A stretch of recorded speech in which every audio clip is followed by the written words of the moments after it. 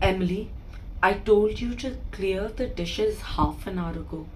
But mom, I started the moment you told me to clear the dishes. There were 13 people for dinner. It will take time. Shut up. Don't act smart with me. You have started to use your tongue a lot too much. I will lock you again. Remember what happens when you back answer, Emily. Mom, I'm really sorry. Just give me some time. I will clear all the dishes. Yes, and clean the table and sweep the house. I'm going to put Darren off to sleep now. Your brother is ill. You don't care. Mom, I'm sorry. I'll put Darren to sleep. You're stuttering again. Mom, because you're shut up. Don't back answer. And don't sleep until you've cleared everything off the kitchen table. Yes, mom, I'll the next day. Emily, mom, I just wanted to tell you that even I want to go to school. I'm 10 years old. I deserve an education so that I can move out of. You want to move out of here? How dare you, Emily? Don't you know? You have to do all the housework all the time. I'm busy with Darren. Don't you understand simple things, you dumb girl? Mom, I thought that, everybody my age, my friends, they go to school from the neighborhood. You don't deserve that privilege. You back answer to your mother. And you look good. I didn't expect that with you. I don't like you looking good. Tie your hair in a plait. Right now. But mom, my hair's falling. I just thought maybe if we could go to the salon. You want to go to the salon? Yeah? You don't know that dad doesn't earn so much? But mom, you just went to the salon yesterday. I can do whatever I want. I'm your mother. You don't think smartly with me. I'm telling you, Emily, I will lock you. Mom, no. I don't want to go to the salon. Mom, I don't. Good. Now go to bed and come early in the morning to press my legs before I start my day. Okay, mom. Okay. This treatment of Emily goes on for 10 more years of her life until she's 20, and her mother behaves really badly with her. She doesn't ever tell her that she was an unwanted child from her first lover who ditched her, and that is why she hated Emily. Emily reminded her of the sting her mother felt when her boyfriend ditched her and she got pregnant with Emily. Emily is the sweetest but the most innocent child on earth, but she is bullied by her mother for 20 years of her life. Emily, what are you doing? Mom, I was entering my diary. You were entering your diary? Really? Show me your diary. The mother felt her sting. Slap. What are you doing? Airing dirty laundry in public. What if somebody read this? That you were, in fact, an unwanted child. Mom, why don't you love me, Mom? You're not to be loved. You were my mistake. Now go take care of Darren. See if he needs a diaper change. Heat his milk. I'm going out with my friends for lunch. I will see you exactly in 2 hours. And if the members' clothes aren't pressed, you know what happens. You know the cage. Yeah, Mom, I will clear everything. I'll do everything you say. Just not the cage. Good. Now leave me alone. I need to get dressed. And oh yeah, I feel generous today. Stay ready for the tailor at 7 o'clock in the evening. He's coming to measure you. Take some new clothes. You will realize what a great mother I am. Thank you, Mom. This one's tearing apart. You don't think I know? Don't act too smart. Don't tell me what I need to do, otherwise I will cancel the tailor's meet with you today. Yeah, mom.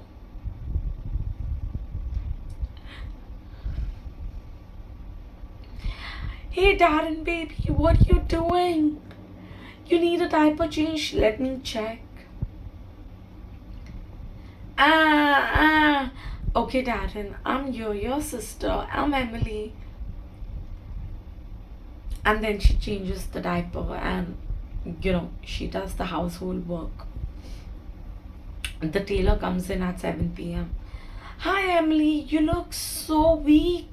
Haven't you been eating well? And he eyes the mother suspiciously. The mother makes a face at the tailor. Such a face. Roy, what have you come here to do? Inspect my household? Measure my daughter and get lost. I want the delivery in 4 days. I need to take Emily to the church. She's turning 20 tomorrow. And yes, Emily, have a bath. You're allowed to have a bath tomorrow. Thanks, Mom. It's after 2 weeks. I know you stink. Get ready. Well, we need to go to the church. Church? Really? I'll meet the father? If you act too smart, and if you open your mouth unnecessarily to the father, I will ask your father to spank you. Mom, he's not my father. He abuses me. Again, you opened your smart mouth. I have a feeling you're going to be locked up in the cage for a very long time after your birthday. Mom, I haven't complained in 20 years. You think I'll complain now? I love you, Darren and Dad. I just want to be accepted as a member of the family. You don't cry and ask for pity, you miserable oaf. You're dumb. You're a dwarf. You don't deserve life and its happiness. Now go and make the dinner. I want mushroom crostini, spaghetti with meatballs, and a pizza. Darren will have to. And Dad loves the pizza you make. Yes, Mom. I will. I'm just getting to work. Mom, I was just thinking, will I have a cake on my birthday? You want a cake so that I can smash it on your face? You're my mistake. Remember that. And 20 years just go in the torture and the turmoil. And then one night, Emily is sleeping. She wakes up with a start. Hi, Emily. Who's it? Who's it? And she doesn't see anybody. Emily, I'm within you. Listen to me. I'm Zoe. I'm your better half. In person, I take care of you. Use me when you can with your mother. Zoe, I don't know you. You don't need to know me. Now see the miracles that happen in your life tomorrow. In the morning. Emily, why are you sleeping so late? You're 5 minutes late. We need breakfast. Dory, you asked me to work? And she spanks her mother. Emily, what did you just do? And she tries to slap her. Call me Zoe. And if you raise your hands on me again and don't get me married now, I swear to God, I will saw you with an axe. You will remember me for the rest of your life. Now get lost and make dinner for me. I want dinner for breakfast. I want mushroom crostini, spaghetti with meatballs, and a pizza that your abusive husband loves. If you don't give it to me, I will lock you up. Her mother tries to spank her, but it doesn't work. Oh, and yeah, Dory, you miserable bitch. Remember. And she slaps her again. I'm in my room doing my nails.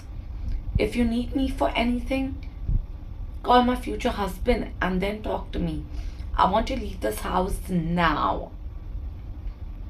And I am. going to college until then. Okay? And she slaps Dory again. Yes, Emily. Call me Zoe. Hi, Mom. You didn't wake me up today? Zoe? Are you for real? Zoe? Who's Zoe, Mom? Anyway, unwanted daughter Emily, and I'm going to start with the breakfast. What would you like? The mother is stunned. She doesn't know what to do. When Emily is sleeping in the night, her husband and Dory gag Emily and take her to the doctor. Where am I? Where am I? Relax, darling. Your mother says that you behaved a little weirdly with her the other day. Is something wrong? Are you upset about something? No, doctor. I woke up a little late yesterday. Does she abuse you, your mother? No, no. Please don't tell her anything. I'm fine. I'm Emily. I listen to everybody. The doctor tells Dory and the husband that they need to get Emily married. She's mature. She's fine. She's just fine. There's nothing wrong with her. They take Emily home. Dory is back to her behavior. Emily, now I will have to get you married. Because, well, we don't treat you right. And then she slaps her. Mom, what did I do? The husband is there. So Zoe doesn't come out because she's scared of the abuse by the stepfather. Later in the night, when the husband is sleeping, when the stepfather is sleeping, Emily goes into the room of her parents and wakes up Dory. Dory, listen to me. I need to tell you something. There was pressure that night when you told me you will. What is it? I'm sleeping and you're disturbing me. You have no sense, you dumb girl. Mom. And then Zoe comes out. Hey, Dory, listen, bitch. Come out. I need to have a talk with you. Dory gets really scared. She goes out with Emily into the living room. And Zoe is in full form. She slaps Dory. What was this for, darling? I'm your mother, remember? Why do you behave like this with me from time to time? You're not yourself. Another slap. Listen, this is your and my secret. Zoe is our secret. And if you open your mouth and don't find me a good husband, you remember what happens with the axe, bitch. Yeah, absolutely. I'm getting you married tomorrow. You just wait. I will get you a prince. Oh really, bitch, you're so ugly you can't. Just find me somebody I can survive with. Absolutely. Yeah. Stay ready in the morning at 12 tomorrow. In the afternoon, you're stuttering. You can't think straight, you dumb bitch. Now get lost and get me married tomorrow. Yes, darling, I will. The next morning, Ryan comes over. Emily is all dressed and happy for a new beginning in her life. Away from the torture, she doesn't remember anything about Zoe, but she remembers to be dressed at 12. Dory from the kitchen to Ryan. Ryan. Hi, Emily. Hi. We're in an arranged marriage situation. You don't know much about me, but I can provide for you. Will you treat me right? That's all I want. Yeah, absolutely. I have been noticing you in the church from time to time. I really like you, Emily. You do. And then Ryan leaves, fixing the date of the marriage of day after tomorrow. Now Zoe is in the bedroom, dancing to her own tunes of happiness and daydreaming about a new beginning.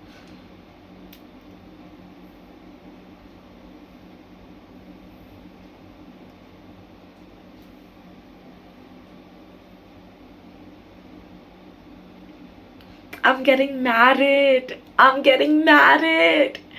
Oh my god. I'm away from this torture. I'll escape this torture finally. Ryan seems like a nice guy. He will take care of me.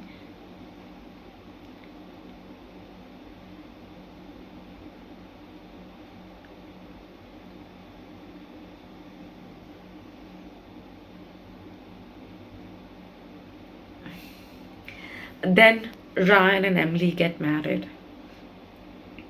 On the night of their marriage, of their wedding, Ryan slaps Emily. What did I do, Ryan? I was waiting for you in the bedroom. After the festivities were over, you didn't look at me twice. So I changed into my nightgown. Why did you do that? I wanted to see you in the wedding dress. Do you think I love you, snitch? Dory told me all about you. You're sick. You're mentally ill. And get ready for a lifetime of torture with Ryan D'Souza. I'm on your mother's side. You're crazy and you need that. Oh, and Laika, come here. Laika, his girlfriend, enters the bedroom. Now watch us having sex. Emily, and get me snacks. And he kicks her out of the room. Emily is miserable. She can't believe this happened to her the second time. Nobody loves her. She thought that Ryan would be the one giving her a new life.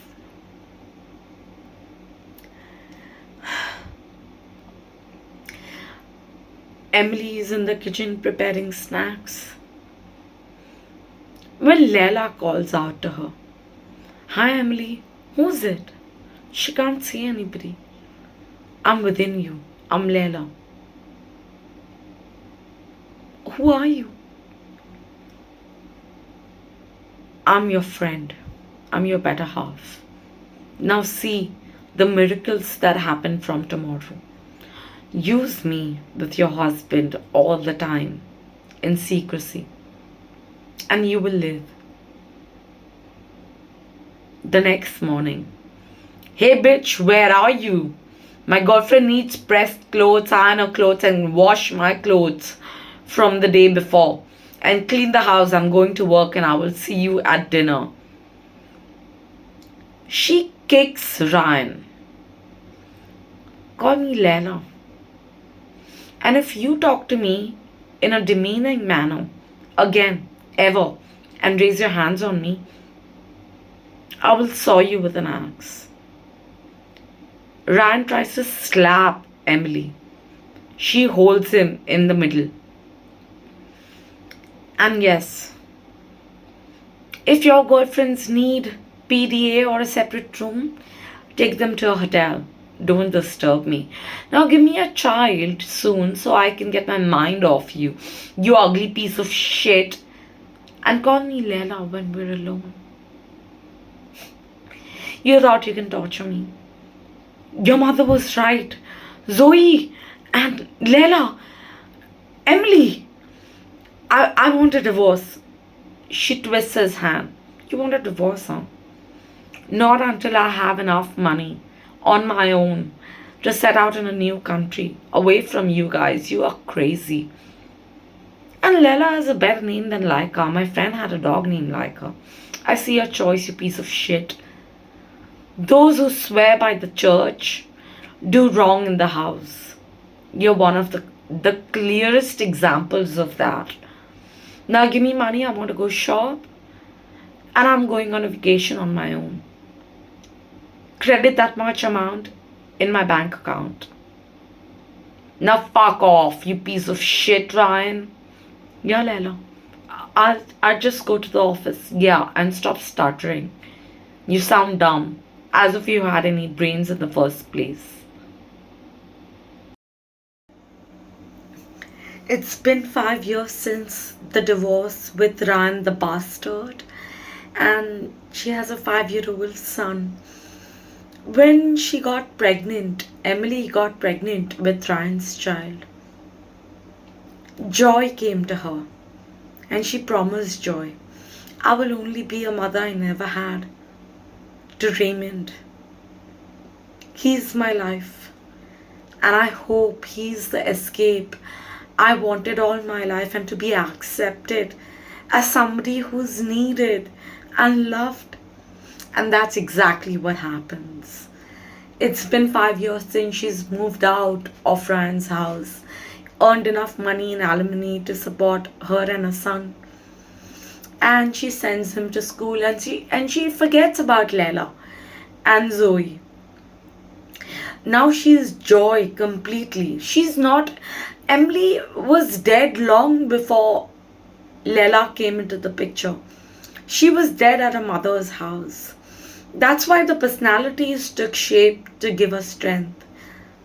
The defense mechanism to cope with the torture and turmoil, with the abuse. But now she's found her freedom. Raymond loves Joy. Sometimes Emily comes into the picture with Joy. She becomes the servant mentality, and it now Raymond is 20 years old. Life comes a full circle. One day at dinner table, Emily comes back into the picture. Raymond, Raymond, are you okay? Do you want something? Can I make you something? The pleasing personality takes over because she thinks that everybody is a threat to her. She thinks that she sar jhuka ke chalna chahiye. She's never earned the respect or confidence that was required to keep Emily alive. So Raymond detects this change of behavior. He's a psychology student, and in college, and he thinks that something's not right with the mother he loves so much. So the next day, Raymond comes into the bedroom and wakes Emily up. Hey mom, wake up, we need to go somewhere. Where? Where do we need to go? She's not aware that all this time Emily is present and Joy is not there anymore. And she goes with her son to the doctor. This is where the doctor detects personalities in her. He hypnotizes her to know what Emily is thinking. He comes to know about Zoe. He comes to know about Lela. And he comes to know about Joy, the unreliable Joy. Unreliable because Emily was hurt, so she became strong and a villain in her own story with Zoe and Lela. But Joy was happiness, was love. And somewhere Joy wanted Emily to stand up for what she could have become in her 35 years as a smart, independent, working woman raising a son single-handedly. But that didn't happen. And Emily, the low self-esteem, the servant mentality always interfered from time to time with Raymond. The doctor told Raymond about the personalities and he told him about Emily's suffering. Raymond wanted to kill his father and his grandmother. But he didn't do that. He took the time to heal his mother. Hey mom, we're going on a big vacation, so pack your bags. We're going on a cruise. Really, son? And now Joy came into the picture. Raymond, we're on a cruise and I couldn't be happier and you're such a darling. Your mother needed a vacation from working so hard. Raymond comes to know that this is Joy and he works with her, with that personality. They both have a great time on the cruise and Joy is always there. And Raymond is Raymond then one night on the cruise talks about um, his mother's personalities, and Emily comes back, and Emily cries, on her son's shoulder. She's accepted for who she is. She's a dead human being, and she covers up as a defense mechanism. But she doesn't need to with her son. Mom, just know I love you, no matter who you are and who you turn out to be tomorrow. I'm always going to be there for you. Oh son, accept me as Emily. I'm tired of the people I'm not really. Help me build my confidence back, or the confidence I never had. Yes, Mom, we're going to work on that. And you're going to go back to work now and conquer and achieve the world for me, because I'm lazy. I don't want to earn. I want to go on a self-discovery journey after graduation. Yes, son, absolutely. And this is the way Raymond heals in 5 years after discovering about her syndrome, about split personalities. Her personalities kept interfering with Raymond. Now that he knew about Zoe, Leila, and Joy. But Raymond decided to accept those personalities of his mother instead of locking her up. And every time she changed, he would bring Emily back with reminding her of her journey in life and what she stands for today in office, as a CEO of a blog, Butterfly Talkies, as a movie maker, actor, philanthropist, activist, mental health advocate, and writer, and copywriter, and strategist, and so much more, that her pain has given her so much creativity. And she donates the alimony money that she never used in the first place. And now she takes care of Raymond completely with a free hand through her blog earnings. And at 35, she's at peace with herself. She's accepted her tumultuous past. She's accepted her syndrome that interferes with time to time, with her from time to time. But she's not scared of Zoe, Leila. They were a part of her. They were her defense mechanism. In time, she learns that they were herself. She has a strong side to herself.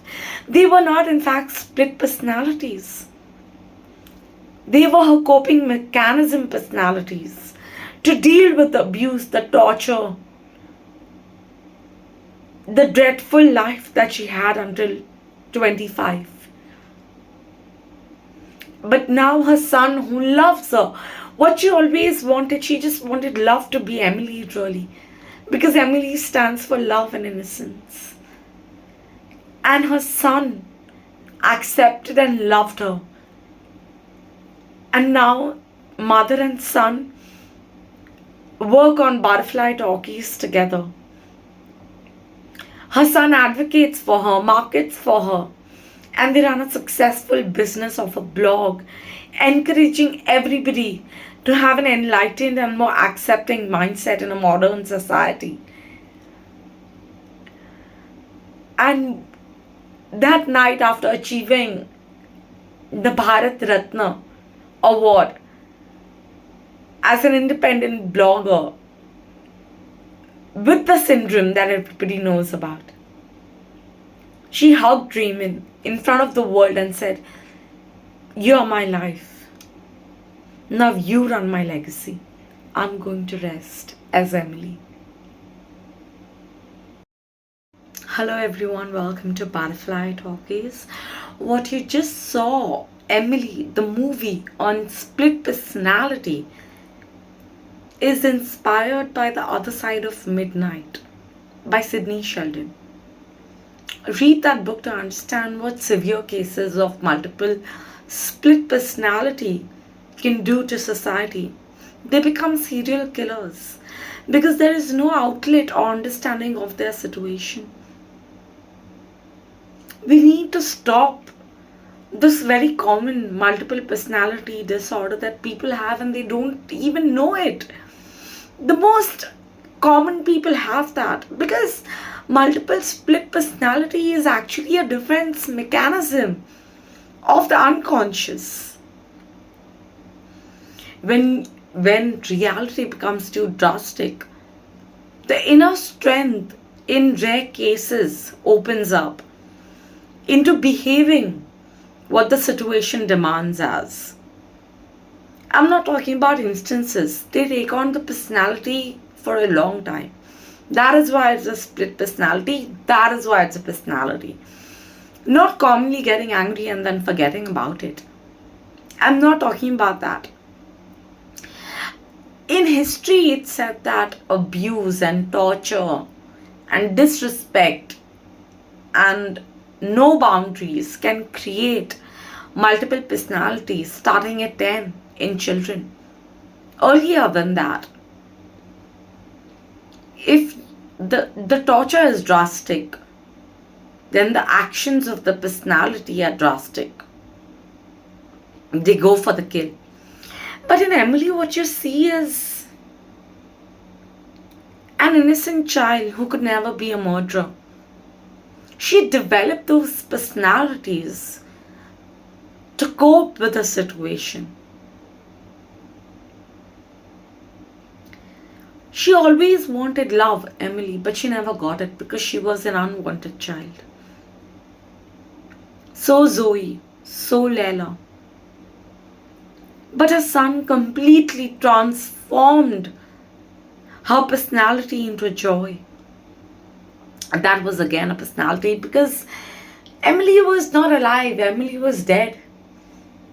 And Emily's low self esteem could never afford the stable upbringing that Raymond demanded. But joy gave her that. It was because of the unreliable joy that her son could find out there's something wrong with his mother. He treated her, he healed her. Acceptance of any mental disorder can heal you in a second, can change your mindset to know, to I accept, but I will be better. You become more aware and conscious of your situation. I don't understand why mental health is not openly talked about. Everybody has problems and issues that go deep into the unconscious and react in their behavior. Some become jealous, hateful, tauntful, downright killers, and patronizing, and really bad people because they are hurt somewhere. Look, we must remember nobody is born bad, nobody is born to hate. They become what their environment demands. And then they choose to hurt people who are happy people. That is why they say that karma plays through the most innocent. If your parents, if your forefathers have done some wrong, the most innocent person in the family will suffer.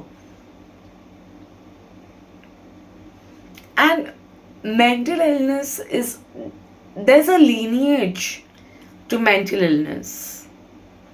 It's genetic.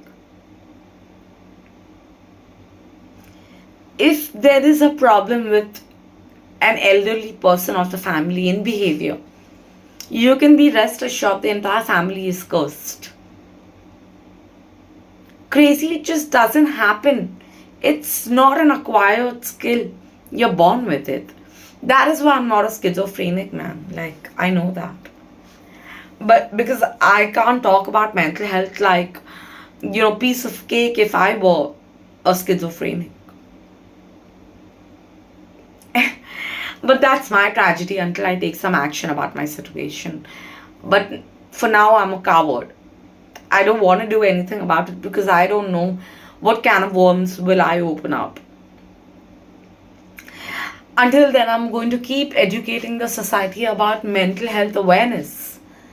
That, you know, it's so important to discover yourself from an early age, to build your confidence, to read things that improve your self-esteem and respect for your mind. You're more aware. That happens when parents encourage open learning. Uh, a tolerant society is a powerful society. Remember that.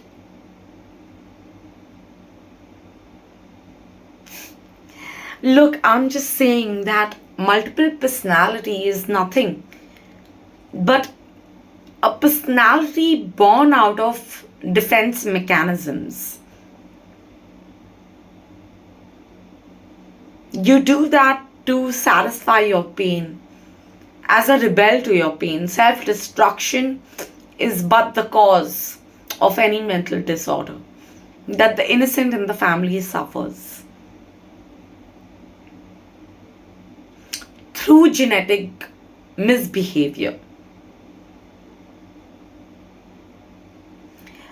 We as so what you see in Emily is that she doesn't become a killer, but she has personalities that help her cope with a situation all through her life until 35. And personality and split personality is not a taboo. What is about Joy? Joy is so happy with her son, so loving to her son. But that's not Emily. That's a personality that she brings out to cope with the love of her son. So, multiple personality is not always for the bad, it is also for the good. So, how can you define the good and the bad in the grey of mental health? We just become accepting as a society. Everybody has behavioral issues today in the race to catch up as a Gen Z or a millennial or a baby boomer and whatnot. My God, it's a circus. People are trying to identify themselves with social media posts. Don't do that. Find out for yourself who you are through education, through enough reading and awareness about yourself, through self discovery. Yeah. And once you talk about a situation that you're uncomfortable with a doctor or a family member to nip it in the bud, whatever it is, be confident enough to be yourself even when nobody accepts you. You will heal faster. You will not let the personality take over you then. That is what Emily learns after discovering about herself through her son. Joy, Zoe, Leila keep coming back, but she's undeterred in her pursuit of excellence as a blogger and as a mother. So, it's not what happens to you, it's what you make of it. I always say that. I could have given up and been torn apart when I was told that I'm on medication for schizophrenia. I would have been numb with pain, I would have died. But I chose to educate myself about mental health awareness and talk about and advocate about mental health awareness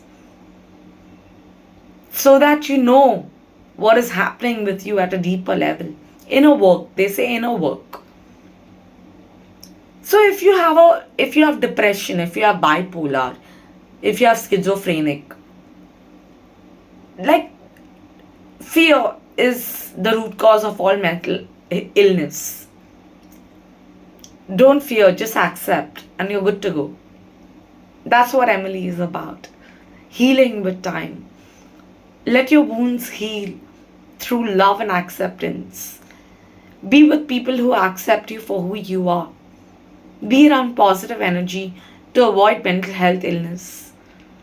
And if you can't, then treat yourself the way you should be treated by others.